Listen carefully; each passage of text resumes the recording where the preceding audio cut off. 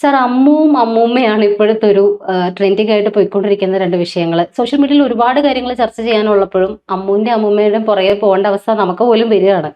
ഇപ്പോൾ കാണുന്നവർ ചോദിക്കുന്നുണ്ടാവും, നിങ്ങളും ഇത് പറഞ്ഞ് അവരെ വിമർശിച്ചിട്ടല്ലേ റീച്ച് ഉണ്ടാക്കണേന്ന്. പക്ഷെ ഇത്തരം കാര്യങ്ങൾ കാണുമ്പോൾ ഞാൻ സത്യം പറഞ്ഞ ആ വീഡിയോ ഒന്നും മൊത്തമായിട്ട് കണ്ടിട്ടില്ല കേട്ടോ. പക്ഷെ ചില സാധനങ്ങൾ ഇതുപോലെ പറയുന്നത്, വിമർശനങ്ങൾ കേൾക്കുമ്പോഴാണ് നമ്മൾ ശ്രദ്ധിക്കേണ്ട അവസ്ഥയിലേക്ക് വരുന്നത്. എന്ന് വെച്ചാൽ നമ്മുടെയൊക്കെ യൂട്യൂബ് തുറക്കുമ്പോൾ തന്നെ ഫീഡിൽ മെയിൻസ് വന്നുകൊണ്ടിരിക്കുന്ന സാധനങ്ങളാണിത്, അമ്മുവും അമ്മൂമ്മയും. അല്ല, ഇതിനകത്തുള്ളത് ഈ ആ കേസല്ല നമുക്ക് പറയാനുള്ളത്. ഇതിൽ ആകെ എനിക്ക് ഇത്തവണ ചർച്ച ചെയ്യാനുള്ള ഒരൊറ്റ കാര്യം മാത്രമാണ്. അത് നമ്മുടെ സിന്ധു കൃഷ്ണയുടെ ഒരൊറ്റ വീഡിയോ ആണ്. ആ വീഡിയോ വളരെ ബ്രില്യൻ്റ് ആയിട്ടാണ് അത് ചെയ്തേക്കുന്നത്.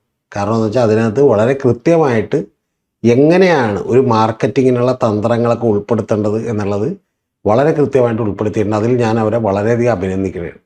പക്ഷേ ഇതിൻ്റെ പ്രശ്നം എന്ന് വെച്ചാൽ താങ്കൾ ഉദ്ദേശിക്കുന്ന ഒരു ചെറിയ പ്രശ്നമല്ല ഇത്. ഇപ്പം ഈ അമ്മൂമ്മ ആ പ്രശ്നമൊന്നുമല്ല ഇത്. ഇതിൻ്റെ പിന്നെയുള്ള യഥാർത്ഥ കാര്യം എന്താണെന്ന് വെച്ചാൽ അത് ഗുരുതരമായിട്ടുള്ളൊരു കാര്യമാണ്. ഈ കേരളത്തിലേക്ക് ഏറ്റവും കുറഞ്ഞത് ഇപ്പോൾ 25,000 കോടി രൂപയുടെയെങ്കിലും പ്രൊഡക്റ്റുകൾ വിൽക്കുന്നത് ഇത്തരത്തിലുള്ള ഇൻഫ്ലുവൻസേഴ്സിൻ്റെ കൂടെയാണ്. നേരത്തെ ഇതൊരു 50-55 ലക്ഷം രൂപയുടെ പരസ്യം പത്രത്തിൽ കൊടുത്തോ, അല്ലെങ്കിൽ 2 കോടി 3 കോടി രൂപയുടെ പരസ്യം സാറ്റലൈറ്റ് മുഖ്യധാര ചാനലിലൊക്കെ കൊടുത്തോ നമ്മൾ ചെയ്തുകൊണ്ടിരുന്നൊരു പണിയാണ് യഥാർത്ഥത്തിൽ ഇപ്പം ഈ വഴികളിലൂടെ ചെയ്തുകൊണ്ടിരിക്കുന്നത്. അത് ജനം മനസ്സിലാക്കാൻ വേണ്ടിയിട്ട് മാത്രമാണ് നമ്മൾ വീഡിയോ എടുക്കണം. അല്ലാതെ നമ്മളിപ്പോൾ ഇതെടുത്ത് മറ്റേ ഭയങ്കരമായി കളിയാക്കി അങ്ങനെ മാത്രം ഇതുണ്ടാവണമെന്ന് വിചാരിച്ചിട്ടില്ല. സിന്ധു കൃഷ്ണയുടെ കാര്യത്തിൽ ഈ 54 മിനിറ്റും 49 സെക്കൻഡും ഉള്ള ഏതാണ്ട് 55 മിനിറ്റുള്ള ഒരു വീഡിയോ അത് മുഴുവനായിട്ട് ഞാൻ കണ്ടു തീർത്തപ്പോൾ ശരിക്കും പറഞ്ഞാൽ എനിക്ക് തോന്നി ഇന്നലെ നമ്മൾ പറഞ്ഞത് പോരാ എന്ന് തോന്നി. അതുകൊണ്ടാണ് ഞാൻ ഈ വീഡിയോ എടുക്കുന്നത്. അല്ലാതെ ഇപ്പൊ താങ്കൾ ഉദ്ദേശിച്ച പോലെ ഞാൻ ഇന്ന് ഭയങ്കരമായി കണ്ടു. അതെന്താന്ന് വെച്ചാൽ ഞാനൊരു സ്ഥലത്ത് ഇങ്ങനെ ലോക്കായി പോയി ഞാൻ ഇരിക്കേണ്ട കുറച്ച് അവസ്ഥ വന്നിരുന്നു ഇന്ന് രാവിലെ. അപ്പോഴാണ് ഞാനിത് കണ്ടത്. അപ്പോൾ കണ്ടപ്പോൾ എനിക്ക് വീഡിയോ എടുക്കാതിരിക്കാൻ പറ്റില്ല. കാരണം ഇതൊക്കെ ആളുകൾ ഉദ്ദേശിക്കുന്ന പോലെ വളരെ ലളിതമായി വളരെ നിസ്സാരമായിട്ടും കൂടെ ഉണ്ടാകുന്ന വീഡിയോ അല്ല കേട്ടോ. ഈ വീഡിയോ ഇപ്പം ഈ സിന്ധു കൃഷ്ണ എടുത്തേക്കുന്ന വീഡിയോ വെൽ ക്രാഫ്റ്റഡ് ആയിട്ടുള്ളൊരു വീഡിയോ എന്ന് പറഞ്ഞാൽ സത്യം പറഞ്ഞാൽ ജിത്തു ജോസഫ് പോയി ഇത് പഠിക്കണ്ടെന്ന് ഞാൻ പറയും. മനസ്സിലായി? ജിത്തു ജോസഫ് ദൃശ്യത്തിനകത്ത് പറ്റിയേക്കുന്ന മിസ്റ്റേക്ക് എന്ന് വെച്ചാൽ മറ്റേ ഷേവ് ചെയ്തിട്ടിരിക്കുമ്പോൾ കല്യാൺ ജ്വല്ലേഴ്സ് നമുക്കിവിടെ തൊടുപുഴയിൽ പോയി എടുത്താൽ പോരെ, കല്യാൺ ജ്വല്ലേഴ്സ് ഉണ്ടല്ലോ, കല്യാൺ ജ്വല്ലേഴ്സ് ഇവിടെ ഉണ്ടല്ലോ എന്നൊക്കെ പറഞ്ഞ് പരസ്യം കൊടുക്കുന്ന എല്ലാവർക്കും മനസ്സിലായി. പക്ഷെ ഇത് സത്യം പറഞ്ഞാൽ സ്വന്തം പിള്ളേരെയും സ്വന്തം അമ്മയെ മോശപ്പെടുത്താനും സ്വന്തം പിള്ളേരെ വളരെ നന്നാക്കാനും വേണ്ടി വളരെ കൃത്യമായി ക്രാഫ്റ്റ് ചെയ്തേക്കുന്ന ഒരു വീഡിയോ ആണ്. ഇതുപോലെയുള്ള വീഡിയോ ഞാൻ ഇതിനു മുമ്പ് കണ്ടിട്ടുള്ളത് നമ്മുടെ നിത്യാനന്ദ എന്ന് പറയുന്ന ഒരു കള്ളനുണ്ടായിരുന്നു, ഒരു ഭൂലോക കള്ളൻ. അവൻ ശരിക്കും ബാംഗ്ലൂരും അതുപോലെ മറ്റു സ്ഥലങ്ങളിലൊക്കെ ആയിരുന്നു. ഉണ്ടാക്കിയ സ്ഥലത്തെല്ലാം പീഡന കേസിൽ പെട്ടിട്ടുള്ളവർ മിടുക്കനാണ് അവൻ. പക്ഷേ ഐക്യരാഷ്ട്രസഭേനെ വരെ പറ്റിച്ചായിരുന്നു. അവൻ ബ്രില്യൻ്റാണ്. കാരണം ഐക്യരാഷ്ട്രസഭയിൽ കൈലാസം എന്ന് പറഞ്ഞ രാജ്യം, അങ്ങനെ ഒരു രാജ്യം യഥാർത്ഥത്തിലില്ല. അതായത് അങ്ങനെ ഒരു രാജ്യത്തിന് 5 സെൻറ്റ് സ്ഥലം പോലും ഈ നാട്ടിലെങ്ങും ഇല്ല. പക്ഷെ ഇവൻ എന്ത് ചെയ്തു വെച്ചാൽ അങ്ങനെ ഒരു രാജ്യമുണ്ട് എന്ന് പറഞ്ഞ ഐക്യരാഷ്ട്രസഭയുടെ മെയിൻ പരിപാടിയല്ല, ഏതോ പരിപാടിയിൽ ഇവരുടെ റെപ്രസെൻറ്റേറ്റീവുകൾ പങ്കെടുക്കുന്നുണ്ട്. അവരെന്താ പറഞ്ഞുകൊണ്ടിരുന്നതെന്ന് അറിയുമോ ആൾക്ക്? അങ്ങനെയുമൊക്കെ പറ്റിക്കപ്പെടാൻ ഈ നാട്ടിലെ ആൾക്കാരുണ്ട്. അവൻ പറഞ്ഞുകൊണ്ടിരുന്നത് ഒരു വലിയ പത്രപ്രവർത്തകൻ മാധ്യമപ്രവർത്തകൻ അവന് ഇൻ്റർവ്യൂ ചെയ്യണം. അതിലും പറയുന്നത് നിങ്ങൾ ഈ ജന്മം ഇപ്പം നിങ്ങളുടെ 1000 കോടി അല്ലെങ്കിൽ ഇപ്പം ഗോകുലം ഗോപാലൻ അല്ലെങ്കിൽ ഗോകുലം ഗോപാലൻ ചേട്ടൻ അല്ലെങ്കിൽ ഇപ്പം നമുക്കറിയാം അംബാനി ധീരുഭായ് അംബാനി ഇത്തരത്തിലുള്ള ആളുകൾ ഒരു ആയുഷ്കാലം കൊണ്ട് ലക്ഷക്കണക്കിന് കോടി രൂപ ഉണ്ടാക്കിയവരാണ്. ഗോകുലം ഗോപാലൻ 20,000 കോടി രൂപയിലധികം വിറ്റ് വരുമാനമുണ്ട്. ആ അംബാനിക്കാണെങ്കിൽ ഏതാണ്ട് 1 ലക്ഷം കോടി രൂപയിലധികം ഉണ്ട്. അപ്പോൾ ഈ ജന്മത്തിൽ നിങ്ങൾ അധ്വാനിച്ച് കാശുണ്ടാക്കി. ഇവൻ ചോദിക്കുന്ന ചോദ്യം, അപ്പോൾ നിങ്ങൾ അടുത്ത ജന്മത്തിൽ ഒരു പാവപ്പെട്ട വീട്ടിൽ ജനിച്ച് എന്ത് ചെയ്യും? വീണ്ടും നിങ്ങൾ ഒന്നേന്ന് തുടങ്ങണ്ടേ? അതിൻ്റെ ആവശ്യമില്ല. ഉഗ്രൻ ഐഡിയ ഉണ്ട്. ഐഡിയ കേട്ടോട്ടാ. എൻ്റെ കയ്യിലേക്കെന്ന് പറഞ്ഞാൽ എൻ്റെ കയ്യിലേക്കല്ല കേട്ടാ, ആരും കാശ് കൊണ്ട് എൻ്റെ കയ്യിലേക്ക് വരണ്ട. ഈ നിത്യാനന്ദയുടെ കയ്യിലേക്ക് നിങ്ങൾ കാശ് കൊടുക്കുക. അതായത് ഇപ്പോൾ നിങ്ങളുടെ കയ്യിൽ ഒരു 1000 കോടി ഉണ്ടെങ്കിൽ 1000 കോടി നിങ്ങൾ നിത്യാനന്ദയുടെ കയ്യിലേക്ക് കൊടുക്കുക. നിത്യാനന്ദ ഡീസൻ്റാണ്, ഉള്ള കാര്യം ഉള്ളതുപോലെ പറയും. നിത്യാനന്ദ പറഞ്ഞാൽ അതിൽ 5% പുള്ളി എടുക്കും, പ്രോസസ്സിങ് ചാർജ്. ബാക്കിയുള്ളതൊക്കെ എന്തിനുള്ള പ്രോസസ്സിങ് ചാർജ് ആണെന്നറിയാമോ? അടുത്ത കൊല്ലം അടുത്ത ജന്മത്തിൽ നിങ്ങൾ എവിടെ ജനിക്കുമെന്ന് കണ്ടുപിടിക്കണം. മനസ്സിലായി? അപ്പം അതിനുള്ള സോഫ്റ്റ്വെയർ മറ്റേ മൈക്രോചിപ്പ് എല്ലാം പുള്ളി റെഡിയാക്കി വെച്ചിട്ട് പുള്ളി ഇങ്ങനെ ഇരിക്കുന്നതാണ്. അപ്പോൾ വന്നിട്ട് എന്ത് ചെയ്യണം? കണ്ടുപിടിക്കുമ്പോൾ വെച്ചിട്ട് ഏറ്റവും വലിയ കാര്യം എന്ന് പറഞ്ഞാൽ അടുത്ത ജന്മത്തിൽ നിങ്ങളൊരു പാവപ്പെട്ട കുടുംബത്തിലായിരിക്കുമല്ലോ ജനിക്കണം. അപ്പം നിത്യാനന്ദപ്പ ഉണ്ടാവുമെന്ന് ചോദിക്കരുത്. പുള്ളി അപ്പോഴും ജീവിച്ചിരിക്കുന്നുണ്ടാവുമെന്നാണ് പുള്ളിയോട്. പുള്ളിയോ അല്ലെങ്കിൽ പുള്ളി ഡെസിഗ്നേറ്റ് ചെയ്തിട്ടുള്ള ആളോ നിങ്ങളുടെ കയ്യിൽ കൊണ്ടുവന്നിട്ട് 950 കോടി വരും.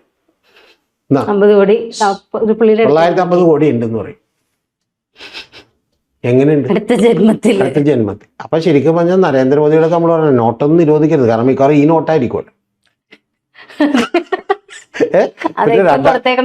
നോട്ടുകൾ 2000, 500, 100 നോട്ടുകളായിരിക്കും അറിയാൻ പാടില്ല. പിന്നെ അക്കൗണ്ട് വഴി എങ്ങനെ ട്രാൻസ്ഫർ ചെയ്യുന്ന അറിയാൻ പാടില്ല. ആ കാലത്ത് എങ്ങനെയായിരിക്കും അക്കൗണ്ട് എന്ന് നമുക്കറിയാൻ പാടില്ല. ഇതെല്ലാം പോട്ടെ, ഏത് വീട്ടിൽ ഏത് കുടുംബത്തിൽ ജനിക്കണം എങ്ങനെ കണ്ടുപിടിക്കണമെന്നൊന്നും ചോദിക്കരുത്. പക്ഷേ ഇങ്ങനെ ഉണ്ടാവുന്നതാണ്.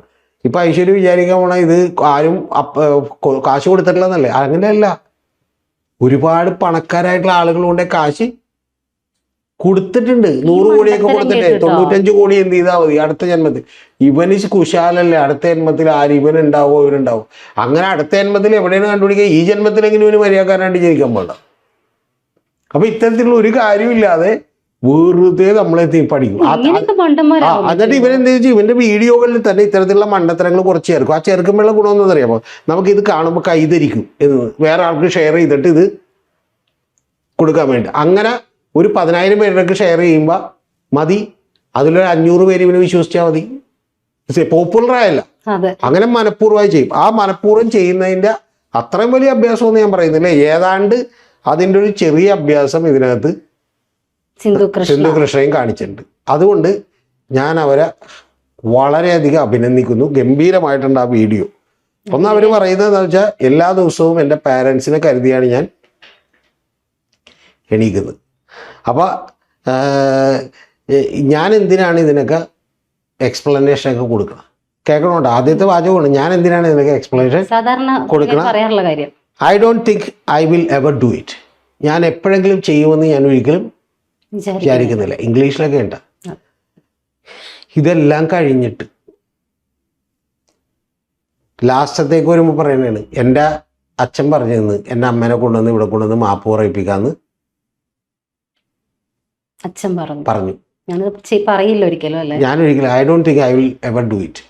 പക്ഷെ അച്ഛൻ പറഞ്ഞു, അമ്മ മോശക്കാരിയാ അല്ലെങ്കിൽ മാപ്പ് പറയേണ്ട ആവശ്യമില്ലല്ലോ, ഇവിടെ കൊണ്ടുവന്ന് ഞാൻ മാപ്പ് പറയിപ്പിക്കാമെന്ന് പറഞ്ഞിരുന്നു. ഇനി ഇത് കൂടാതെ അടുത്തത്, എൻ്റെ ചെറുപ്പകാലത്തിലൊക്കെ ഞാനൊക്കെ ഒരിക്കലും എൻ്റെ ഗ്രാൻഡ് ഫാദറിനോ ഗ്രാൻഡ് മദറിനോ ഒന്നും ഒരു രൂപ പോലും കൊടുത്തിട്ടില്ല. കാരണം അങ്ങനെ കൊടുക്കാൻ നമ്മുടെ കയ്യിൽ ഉണ്ടായിട്ടില്ല, നമുക്ക് കൊടുക്കാൻ പറ്റിയിട്ടില്ല, അത് കുഴപ്പമില്ല.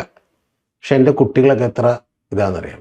എൻ്റെ ഗ്രാൻഡ് ഫാദറിനോ ഗ്രാൻഡ് മദറിനോ ഒക്കെ ഒരു ആവശ്യമുണ്ട്, എൻ്റെ പപ്പ ഒരു ആവശ്യമുണ്ട്, അപ്പം നിങ്ങളൊക്കെ ഒന്ന് ചെറുതായിട്ട് കോൺട്രിബ്യൂട്ട് ചെയ്യണമെന്ന് പറയുമ്പോൾ എല്ലാവരും ഒപ്പം തന്നെ ക്യാഷ് കൊടുക്കും. ക്യാഷ് ഇട്ടിട്ട്. പക്ഷെ ഞാനത് പുറത്ത് പറയില്ല.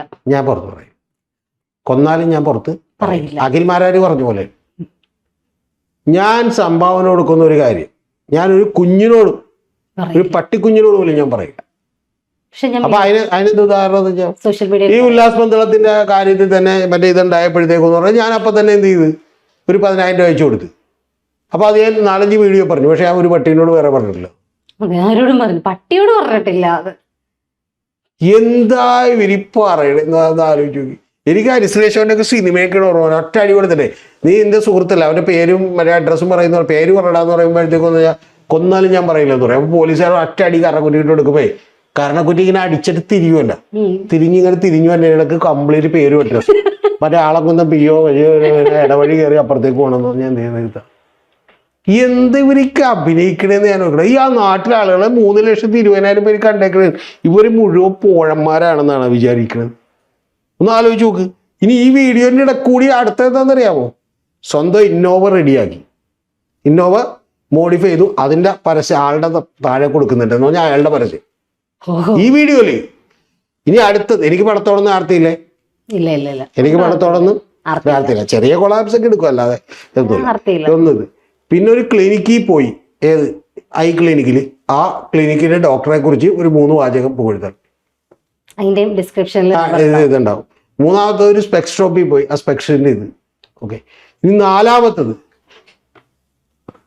അതാണ് ശരിക്കും വന്നിട്ടുണ്ടെങ്കിൽ ഗംഭീരം. എന്താണ്? ഓസിയ, അവരുടെ പുള്ളിക്കാരിയുടെ മകളുടെ ഒരു ഷോപ്പ്, ആ ഷോപ്പിൽ പോയി. ഇക്കാലത്ത് എന്നൊക്കെ പറഞ്ഞാൽ ആളുകൾ ഒരുങ്ങി നന്നായിട്ടൊക്കെ നടക്കാൻ എല്ലാവർക്കും ആഗ്രഹമാണ്. അപ്പൊ അങ്ങനെ ആഗ്രഹം ഉണ്ടാകുമ്പോൾ ഗോൾഡൊക്കെ മേടിക്കാന്ന് പറഞ്ഞാൽ ഇപ്പോഴത്തെ പ്രൈസിന് അത് പറ്റുന്ന കാര്യമല്ല. പകരം ഇവിടെ ഒരുപാട് സാധനങ്ങളുണ്ട്. ഈ മാല കണ്ടില്ല, എനിക്ക് ഗംഭീരമായിട്ട് എനിക്ക് ഇഷ്ടപ്പെട്ടു. പിന്നെ അപ്പുറത്തെ മാല കണ്ട് അതെനിക്ക് ഇഷ്ടപ്പെട്ടു, ഇപ്പുറത്തെ മാല കണ്ട് ഇതെനിക്ക് ഇഷ്ടപ്പെട്ടു. ഏത് വീഡിയോയിലാണെന്ന് കൂടി ആലോചിക്കണം. ഞാൻ വളരെ മെന്റലി ഇതായിരുന്നു, അതുകൊണ്ട് ആകെ ഞാൻ വീഡിയോ എടുക്കുന്നില്ല എന്ന് പറഞ്ഞാൽ വീഡിയോ യഥാർത്ഥത്തിൽ ഈ വീഡിയോ ലക്ഷക്കണക്കിന് ആളുകൾ കൂടുതൽ കാണുമെന്ന് അറിയാവുന്നതുകൊണ്ട് ആ വീഡിയോയിൽ മാക്സിമം ചെയ്തു പ്രൊഡക്റ്റുകൾ കൂട്ടിച്ചേർന്നു. എന്നിട്ട് ഇനി അടുത്തത് ഇത് കഴിഞ്ഞില്ല കേട്ടാ, ഇത്രയൊന്നും നമുക്ക് കുഴപ്പമില്ല, ഇതൊക്കെ ചെയ്യുന്ന എല്ലാവരും ചെയ്യും. എൻ്റെ പൊന്ന് സിന്ധു മാഡം, എനിക്ക് ആകെ പറയാനുള്ളത് ഇതൊക്കെ ചെയ്ത് കഴിഞ്ഞിട്ട് സിന്ധു മാഡത്തിൻ്റെ അടുത്ത ഡയലോഗാണ്, സത്യത്തിൽ ഞാൻ യൂട്യൂബൊക്കെ തുടങ്ങിയപ്പോൾ എനിക്ക് അങ്ങനെ ഏണിങ്സ് ഒന്നും വന്നിട്ടുണ്ടായില്ല. ഇതൊക്കെ സംഭവിച്ചു പോയതാണ്, അല്ലാതെ ഞാൻ പണത്തെക്കുറിച്ചൊന്നും ചിന്തിച്ചിട്ടില്ല. ഓക്കെ, അതെല്ലാം പോട്ടെ കേട്ടോ. അത് കഴിഞ്ഞിട്ട് ശരിക്കും പറഞ്ഞാൽ എനിക്ക് വേണ്ടത് പീസ് ഓഫ് മൈൻഡാണ്, സമാധാനം. ഞാനൊരു പീസ് ലവറാണ്. നമ്മളിപ്പോൾ തന്നെ 54 വയസ്സായി, ഇപ്പം തന്നെ 54, കൂടി വന്ന് 70 വയസ്സ് വരെ ജീവിക്കും. അപ്പോൾ നമുക്ക് ഇനി എത്ര വയസ്സുണ്ട്? ഒരു 16 കൊല്ലം കൂടിയിട്ട്. ഇതിൽ 1/3 നിങ്ങൾ ഉറങ്ങിപ്പോവും, ബാക്കി ഒരു 12 കൊല്ലം നമ്മൾ സന്തോഷമായിട്ട് സമാധാനമായിട്ട് ടെൻഷൻ അടിക്കാതെ ജീവിക്കണം. ഒന്നും നമ്മൾ എന്ത് ചെയ്യണ്ട, പ്രതീക്ഷിക്കുകയോ ചെയ്യേണ്ട. പിന്നെ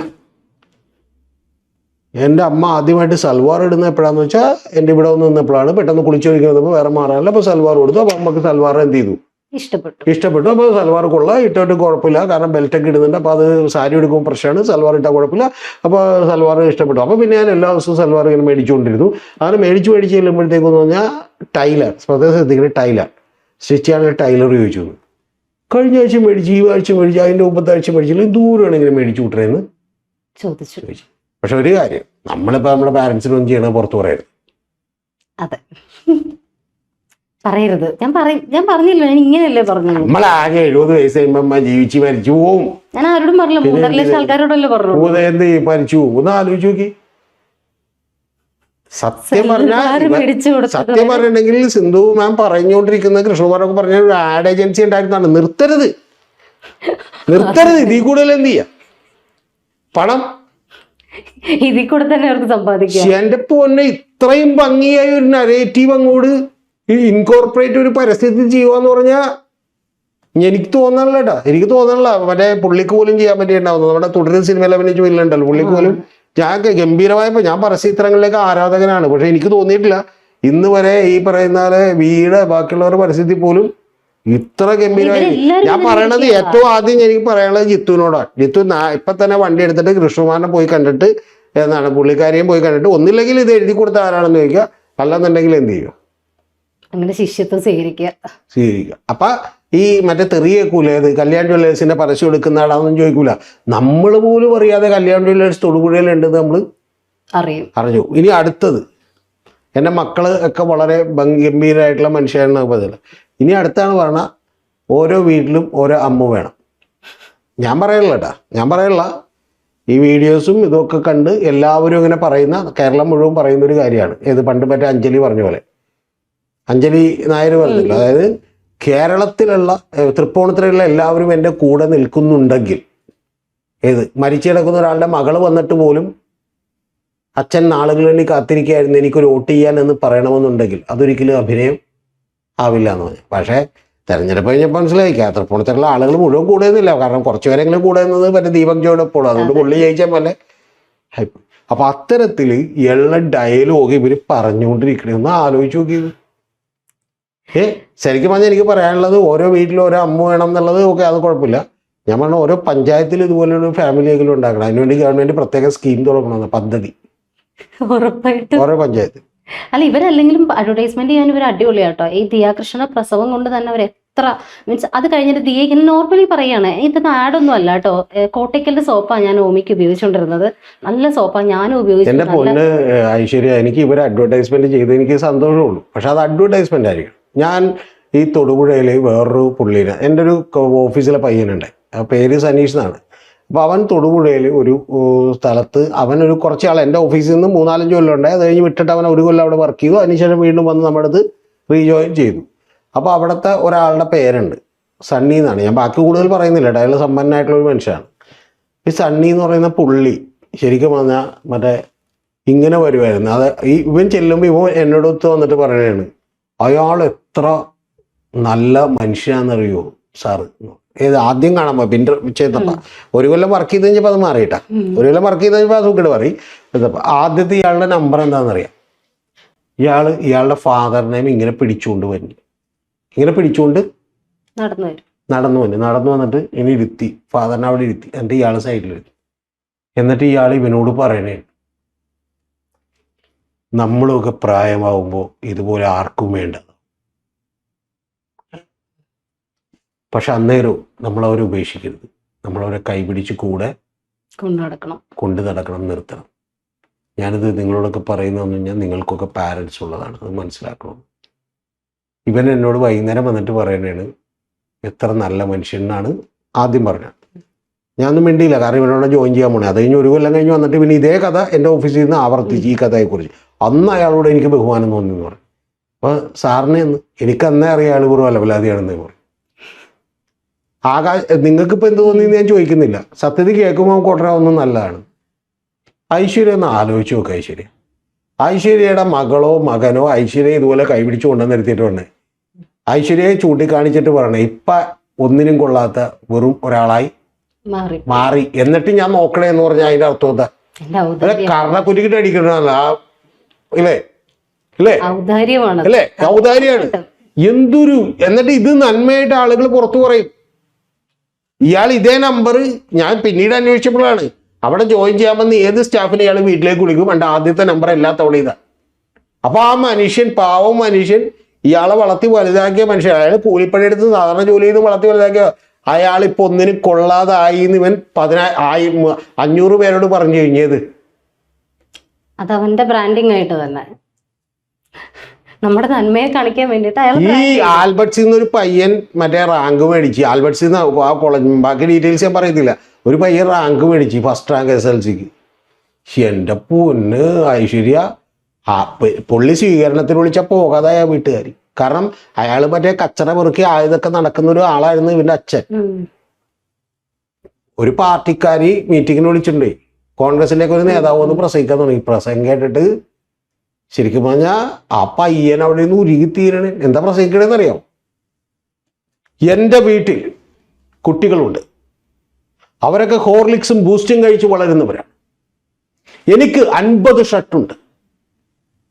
പക്ഷെ ഇയാൾ, ഇവിടെ ഇരിക്കുന്ന ആൾ, ഇതൊന്നും സ്വന്തം മകന് കൊടുക്കാൻ കഴിയില്ലാത്ത വെറും പെറുക്കിയാണ്.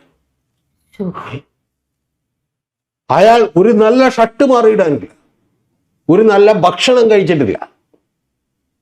എന്നിട്ടും ആ പയ്യൻ പഠിച്ചു. അപ്പോന് എൻ്റെ എല്ലാവിധ അഭിനന്ദനങ്ങളും. ഇത് കൂടാതെ ഇത് ഒരു സ്ഥലത്തല്ല, ഒരു 5ാമത്തെ സ്വീകരണമായപ്പോഴത്തേക്കെന്ന് പറഞ്ഞാൽ ഇവൻ വെറും കുപ്പത്തൊട്ടിയിൽ നിന്ന് ഈ പറയുന്ന പോലെ ഇത് പെറുക്കിയെടുത്ത് വിറ്റ് ജീവിക്കുന്ന വെറും പെറുക്കിയുടെ മകനായിട്ടുള്ള കൊച്ചു വീട്ടിൽ കണ്ടു പറഞ്ഞ അച്ഛൻ, ഞാൻ ഇനി ഒരു സ്വീകരണത്തിന് എന്ത് ചെയ്യുന്നില്ല. കാരണം എന്താ? സ്വന്തം അച്ഛനെ പച്ച ചീത്ത പറഞ്ഞിട്ട് ആരെ പുകഴ്ത്തുന്നത്? മകനെ പുകഴ്ത്തുന്നത്. ഇതിലെ വലിയൊരു ഗതികേടെന്നൊക്കെ പറഞ്ഞാല് വിവരവും വിദ്യാഭ്യാസവും. എന്നിട്ട് ഞാൻ പറയണത് ഇത് കേട്ട് കയ്യടിക്കണേന്ന് കുറെ പേര്. ആഹാ, കലക്കി അത് കലക്കി. എൻ്റെ വീട്ടിൽ 50 ഷർട്ട് ഉണ്ടെന്ന്. എന്നിട്ട് ഈ പുള്ളിനെ എടുത്ത് കുറ്റം പറയണത്. അങ്ങനെ ഒന്നുമില്ലാത്തൊരു വീട്ടിൽ നിന്ന് പഠിച്ചാണ്. അതുകൊണ്ട് 10,001 രൂപ.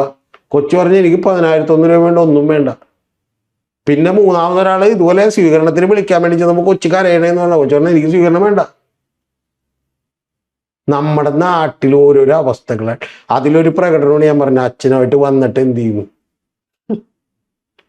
നമ്മുടെ കഴിവിനെ അങ്ങോട്ട് ഇതിലും നന്നായിട്ട് ശരിക്കും ഈ പറഞ്ഞ പോലെ എനിക്ക് ഈ ക്രിസ്ത്യാനോ റൊണാൾഡോയോടും അതുപോലെ ബാക്കിയുള്ളവരോടൊക്കെ എനിക്ക് ഈ ലയണൽ ആന്ദ്രേസ് മെസ്സിയോടൊക്കെ എനിക്ക് വലിയ ബഹുമാനമുണ്ട്. എന്താ കാര്യം എന്നറിയാമോ?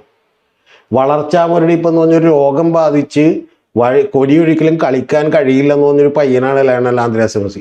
ലാസ്റ്റ് ക്ലബ്ബിൽ കൊണ്ട് ചേർക്കുമ്പോൾ അച്ഛൻ പറഞ്ഞത് ചികിത്സിക്കണമെന്ന് പറഞ്ഞു. ചികിത്സിക്കാൻ എന്തായാലും ഞങ്ങളെ കൊണ്ട് പറ്റില്ല, അതുകൊണ്ട് ഇവിടെ അവൻ വളർന്നോട്ടെ എന്ന് പറഞ്ഞ അയാൾ ആക്കിയിട്ട് പോയതാ. ഈ മറ്റേ ആക്കിയിട്ട് പോയ പയ്യനാണ് പിന്നീട് എന്ത് ചെയ്തത്? ഈ പറയുന്ന 5 തവണ ബാലോൺ ഡി ഓർ പുരസ്കാരവും ഇപ്പം ഏറ്റവും കൂടുതൽ ഗോളടിച്ച കളിക്കാരനുമായിട്ട് നിൽക്കണം. Lionel Andrés Messi.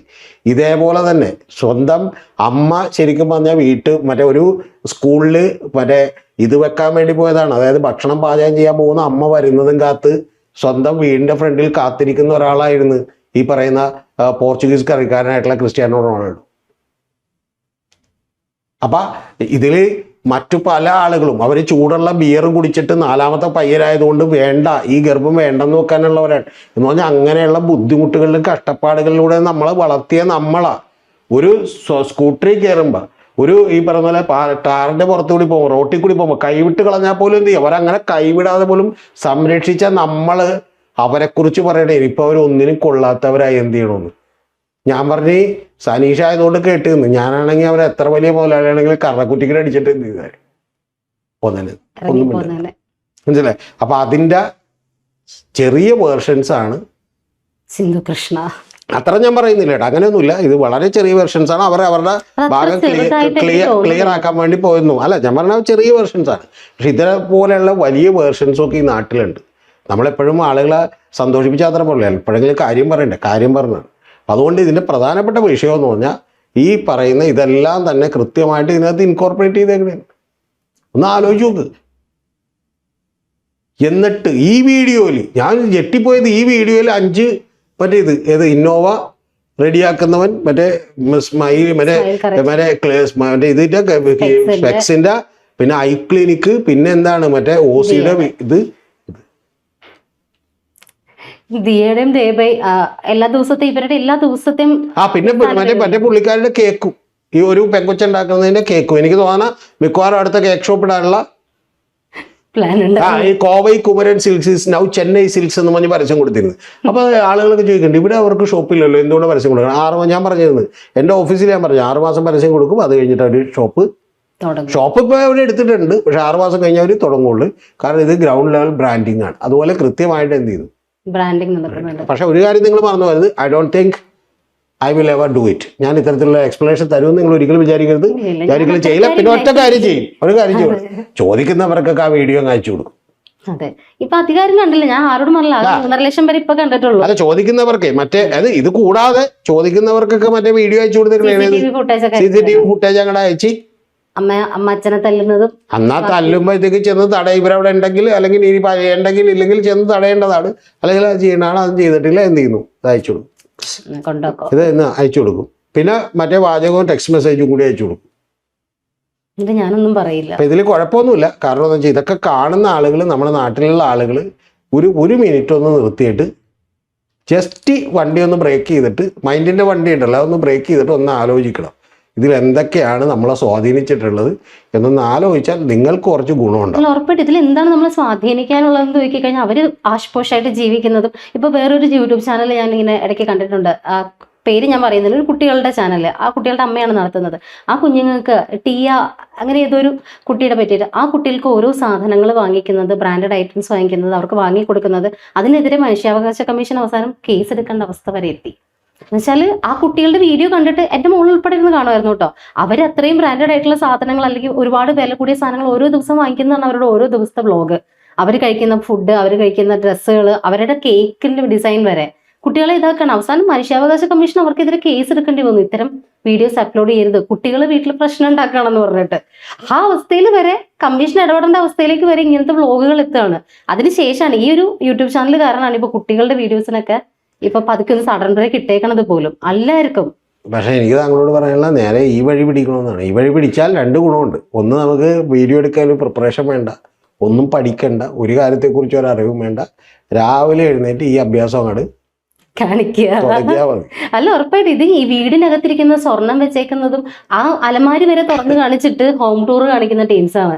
കള്ളന്മാർക്ക് നല്ല സുഖമായിട്ട് വന്ന് എടുത്തിട്ട് കോമ്പറ്റിയുടെ കാര്യം പറഞ്ഞപ്പോഴാ വേറൊരു മറ്റേ ആസ്ട്രോടോക്ക് എന്ന് പറഞ്ഞ പരിപാടി ഉണ്ടല്ലോ, അതിനുവേണ്ടി 2 പേര് ഹോം ടൂർ കാണിച്ചത് അവരുടെ വീടല്ല, കണ്ടായിരുന്നു. അവര് പക്ഷെ വിശാലമായ അർത്ഥത്തിലുള്ളവരാ. കാരണം 2 പേര് ബിഗ് ബോസിലൊക്കെ ഉണ്ടായവരെ വേറെ വേറെ ഹോമാണ് കാണിച്ചേക്കണ. ഏത് വേറൊരാളുടെ വീടാണ് എടുത്ത് ഹോം ടൂർ കാണിച്ചത്. അപ്പൊ അങ്ങനെയുള്ള പല അഭ്യാസങ്ങളും നമ്മുടെ സോഷ്യൽ മീഡിയയിൽ യൂട്യൂബിൽ ഇവര് നടന്നുകൊണ്ടിരിക്കുന്നത്. ഒരു ദിവസം ഇവര് പക്ഷെ ഇത്രയും യൂട്യൂബേഴ്സിന് ഒരു മാതൃകയാണ് കേട്ടോ. എങ്ങനെ കാശുണ്ടാക്കാന്നുള്ള വഴി ആദ്യം കാണിച്ചു കൊടുക്കണം ഇവരാ. അല്ല അത് ഇപ്പൊ സബ്സ്ക്രിപ്ഷൻ തുടങ്ങിയത് ആദ്യം ഇവരുടെ ഒരു മോളാണ് സബ്സ്ക്രിപ്ഷനും കാര്യങ്ങളൊക്കെ തുടങ്ങിയത്. അത് പ്രശ്നമായി കഴിഞ്ഞപ്പോൾ അതിന്റെ കാര്യങ്ങൾ പറഞ്ഞുകൊണ്ട് അത് ഞാൻ മനഃപൂർവ്വം എടുത്തതല്ല എന്ന് പറഞ്ഞുകൊണ്ട് ആ കുട്ടി വന്നപ്പോൾ അതൊരു വീഡിയോ ആയി. അതെ. ഈ പറഞ്ഞ പോലെ ദിയെ പ്രസവിച്ചു, പ്രസവം വീഡിയോ ആയി. അതിനുശേഷം കുട്ടീനെ കുളിപ്പിക്കാൻ വരുന്നവരുടെ വരെ നമ്പറായി. അവർ അങ്ങനെയുള്ള ഹോം നേഴ്സിന്റെ ആ ഒരു സംഭവങ്ങൾക്ക് വരെ പ്രൊമോഷൻ കൊടുത്തവര്. അല്ല ഇപ്പൊ ശരിക്കും പറഞ്ഞാൽ എന്നോടൊരു റെസ്റ്റോറന്റിലെ പുള്ളി എന്നോട് പറഞ്ഞത്, ഇപ്പൊ പുള്ളി ആദ്യം തന്നെ മറ്റേ റെസ്റ്റോറന്റ് ഫ്രണ്ടിൽ ഒരാളെ നിർത്തിയിട്ടുണ്ടെന്ന് പറഞ്ഞു. എന്തിനാണെന്നറിയാമോ? വന്ന ആളുകൾ ക്യാമറയോ വീഡിയോ കൊണ്ടുവരണ്ടാന്ന് നോക്കാനാണ്. അപ്പൊ ഞാൻ എടുക്കാൻ പറ്റില്ലെന്ന് പറയാനാണ്. അല്ല, ഇവിടെ ഫ്രീ ആയിട്ട് കിട്ടൂലെന്ന് പറയാനാണ്. അതെന്താന്ന് വെച്ചാൽ ഫുഡ് അന്ന് കഴിച്ചിട്ട് ഇവര് പറയും കൊളാബ് അല്ലെങ്കിൽ മറ്റേ ഇത് നിങ്ങളുടെ ഞങ്ങൾ പ്രൊമോഷൻ ചെയ്യാം എന്ന് ചോദിക്കും. അപ്പൊ എന്നോട് ഇത് പറയാൻ കാര്യമുണ്ട്. എന്താണെന്നറിയാമോ? ഞാൻ ആ ഹോട്ടലിൽ ഇരുന്നിട്ട് എൻ്റെ ഒരു മറ്റേ ഓഫീസിലെ പയ്യനോട് ഞാൻ ഒരു ഫോട്ടോ എടുത്തേക്കെന്ന് പറയും. അപ്പോൾ ആ പയ്യനെ കൂടെ ഓർമ്മിച്ചു, സാർ ഒരു ഫോട്ടോ എടുക്കുക, മറ്റേ ഇതിലിടാനായിട്ട് നമുക്കൊരു ഫോട്ടോ 2-3 എടുക്കാമെന്ന് പറഞ്ഞു. ഇവിടെ നല്ല ആംബിയൻസ് ആണ്, ഫോട്ടോ എടുക്കാമെന്ന്. അപ്പോൾ അങ്ങനെ ഫോട്ടോ എടുക്കാൻ വേണ്ടി നമുക്ക് ഫോട്ടോ എടുക്കുമ്പോൾ ഇയാൾ വന്നിട്ട് വളരെ മാന്യമായിട്ട് എന്നോട് ചോദിക്കണേ, സാർ ഫോട്ടോ എടുക്കുന്നത് എന്തിനാണെന്ന് ചോദിച്ചു. ഞാൻ പറഞ്ഞു വെറുതെ ഇവിടെ നിന്ന് ഫോട്ടോ എടുക്കുന്നത്, നല്ല ആംബിയൻസ്. അങ്ങനെയാണെങ്കിൽ കുഴപ്പമില്ല സാർ. ചോദിക്കാനുള്ള കാര്യം എന്താണെന്ന് അറിയാമോ? ഇവിടെ വന്ന് ഫുഡ് കഴിച്ചിട്ട് ലാസ്റ്റ് എന്ത് ചെയ്യും? കൊളാബാണെന്ന് പറയും. അപ്പൊ പുള്ളി പറഞ്ഞു ഇതിനൊന്നും ആവശ്യമില്ല, ഇവിടെ തിരക്കായിട്ട് ഇവിടെ ആളുകളെ നമ്മൾ വെയിറ്റ് ചെയ്യിപ്പിച്ചിരുത്തിയാണ് സാധനം കൊടുക്കുന്നത്. അപ്പൊ ഇത് എന്ത് ചെയ്ത് കാര്യം ഇരിക്കണം. പക്ഷെ ഇതാണ് നമ്മുടെ കാലത്തെ ഇത്. ഇവരെല്ലാം വലിയ ആളുകളുമാണ്. സത്യം പറഞ്ഞാൽ ഇവരൊക്കെ ഇലക്ഷൻ നിന്ന് ജയിക്കട്ടെ എന്നാണ് ഞാൻ പറയുന്നത്. അങ്ങനെ നമ്മുടെ നാട് കുറെ കൂടി മാതിരി പബ്ലിസിറ്റി ശരിക്കും കെ ഫാമിലിക്ക് ഈ ഒരു കുറച്ച് ദിവസം കൊണ്ട് ഉണ്ടായിരിക്കണത്. അല്ല നമ്മുടെ അവരിപ്പോഴും ലൈം ലൈറ്റിലുണ്ട്, അതിൽ അവർ വിജയിക്കുന്നത്. അത് വിജയിക്കണം. പീപ്പിൾ ക്രിട്ടിസൈസ് മീ ഓൾ അല്ലേ എപ്പോഴും പറഞ്ഞോട്ടെ. ആ പ്രോസസ്സിൽ കൂടെ അവർ ഫേമസ് ആയിക്കൊണ്ടിരിക്കുകയാണ്. അല്ല, നമ്മളെ ഒരു നേരത്തെ നമ്മളെ ഏറ്റവും ആദ്യം ജോലി തുടങ്ങിയപ്പോൾ ഒരു മാർക്കറ്റിംഗ് ചീഫ് പറയുകയാണ്, നമ്മൾ വെദർ ഗുഡ് ന്യൂസോ ബാഡ് ന്യൂസോ ആയിക്കട്ടെ, പക്ഷെ നമ്മളെപ്പോഴും ലൈം ലൈറ്റിൽ നമ്മുടെ പ്രൊഡക്റ്റും നമ്മുടെ കമ്പനിയൊക്കെ ഉണ്ടാവണം. കാരണം അങ്ങനെ ഉണ്ടെങ്കിൽ നമ്മൾ വിജയിക്കും എന്നുള്ളത് പുള്ളി ഒരു ബാഡ് കമന്റ് ഇടുക, അതിന് പ്രതികരിച്ചുകൊണ്ട് അടുത്ത വീഡിയോ ഇടുക. വെറുതെ വന്നിട്ട് കുട്ടീനെ കുളിപ്പിച്ച് കഴിഞ്ഞിട്ട് കോട്ടയ്ക്കലിലെ സോപ്പ്, ഇത് പ്രൊമോഷൻ ഒന്നും അല്ല കേട്ടോ, ഈ സോപ്പ് നല്ലതാ, ഞാൻ തേച്ചിട്ട് എനിക്ക് വെളുത്തു. ആ കോട്ടയ്ക്കൽ സോപ്പിന് എന്നാ ഒരു ബ്രാൻഡിങ് ആണെന്ന് അറിയാമോ? അത് കഴിച്ചിട്ട് എന്റെ അനിയത്തിയൊക്കെ പ്രസവിച്ച് കഴിഞ്ഞപ്പോൾ അവൾ ആദ്യം പറഞ്ഞ കുട്ടിക്ക് വേണ്ടി ഈ സോപ്പ് വാങ്ങിക്കണമെന്നാ.